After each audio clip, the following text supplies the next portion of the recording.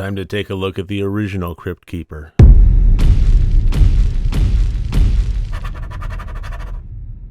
Hello and welcome to RotD Review of the Day. Today I am reviewing an anthology horror that is a classic that I've never seen before. I don't know why, it just never really crossed my path. But lately I have been seeing people in some horror forums saying, what's your favorite anthology movie? And I've seen this one peppered in there. So I said, you know what, I'll give it a shot. I looked into it, and this was the first film iteration of Tales from the Crypt, which was a pulp comic back in the 50s. Or started out that way at least. And so this is the first film adaptation of some of these stories. Some of them are original. Ultimately, where I wound up with this was I really, really loved it.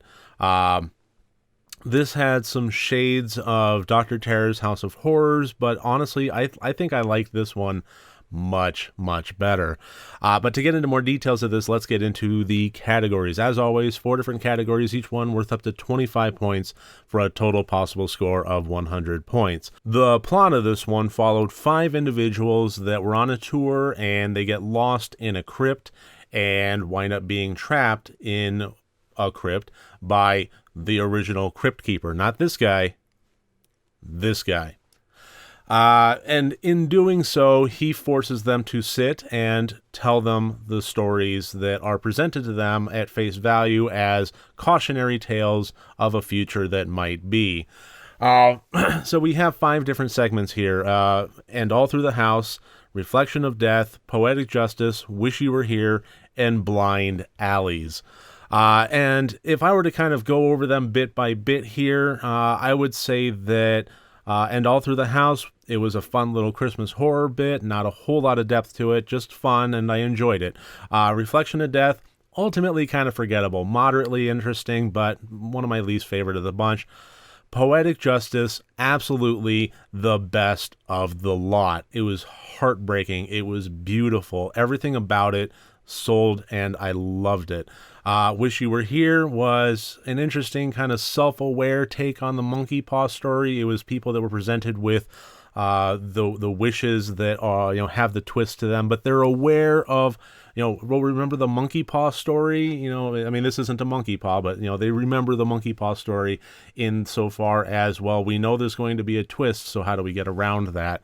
And they do so fairly poorly. Blind Alleys is a simple premise that would just turn out to be fiendishly clever. It was just, I liked it. It was a bit over the top, but I still really liked it. So all together, wrapping everything in a big bow, I would put the plot points of 20 out of 25. I really, really liked the good bulk of these stories, and even the ones that I thought were just kind of throwaway, I still enjoyed them. They weren't bad. Although this had a lot of shades of Dr. Terror's House of Horrors, and the fact that it has Peter Cushing in both of them and so on, there were some segments of that one that I just actively really didn't like, and I can't really say the same about this here. I really liked all of them in its own particular variants and ways. The Intent, I gave a 22 out of 25. This was very fascinating and very interesting to me. I can't really speak to how faithful the adaptations were. I never read any of the earlier pulp comics of Tales from the Crypt, but what I can say is I recently reviewed American Nightmares, and one of the things that I really, really railed on it for was the fact that it was one note, that all of the stories in that anthology were comeuppance tales. They were people that were bad, and they were getting their just desserts in an ironic fashion. And I would be remiss if I didn't say that, honestly, this was about the same. This was pretty much all comeuppance stories of bad people doing bad things and then having bad things happen to them in an ironic way. The difference between the two, it mostly just kind of comes down to a feeling, because what didn't work there, I feel did work here.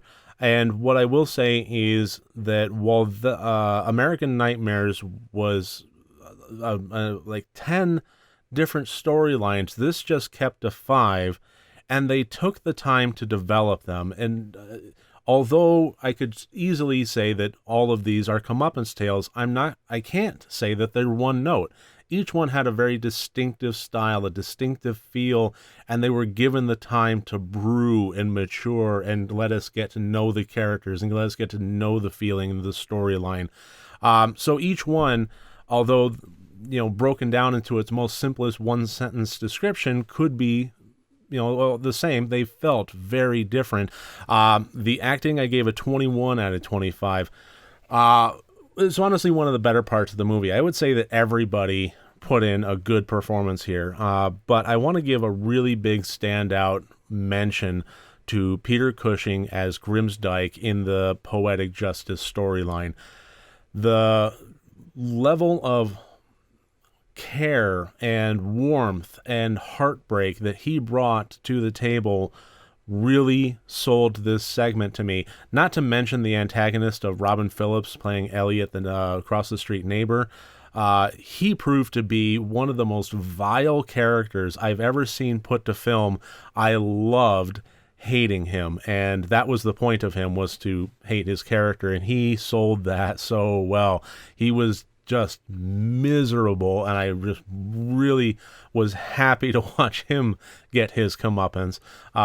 But Peter Cushing as Grimsdyke was just fantastic, and I think for that segment and that performance alone, this movie is absolutely worth watching. Technical, I gave an 18 out of 25. This had some fairly shoddy effects in places. It's like, bright pink blood, just little things. This is the technical category, so I can get bogged down in the technical details. A character scrubbing blood out of a 2-inch shag pile white rug.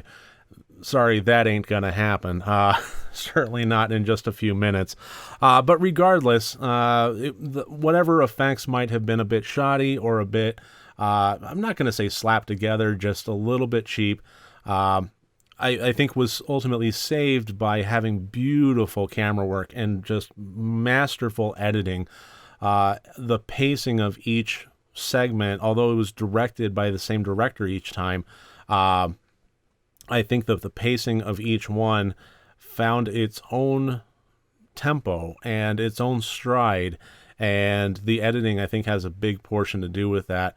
The camera work, the sound editing, everything about this on a technical level, aside from the practical effects, worked really well. So ultimately, I did give it an 18 out of 25, which gives us a total of 81 out of 100 points. This is one of the better anthology movies that I can recall. I honestly, when I see this on the forums, what's your favorite anthology? I think this is not my favorite, but it is absolutely a worthy contender if I were to draw up a top 5 list or top 10 list, certainly.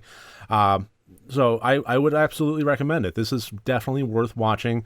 It is great for historical context of the world of cinematic horror, and ultimately just a darn good movie. So that's Tales from the Crypt, 1972. Thank you for joining me here today. If you like these videos, I welcome you to click like and subscribe. Other than that, I look forward to seeing you tomorrow. And remember, next time you want to watch a horror movie, first make sure that it's good and rotted.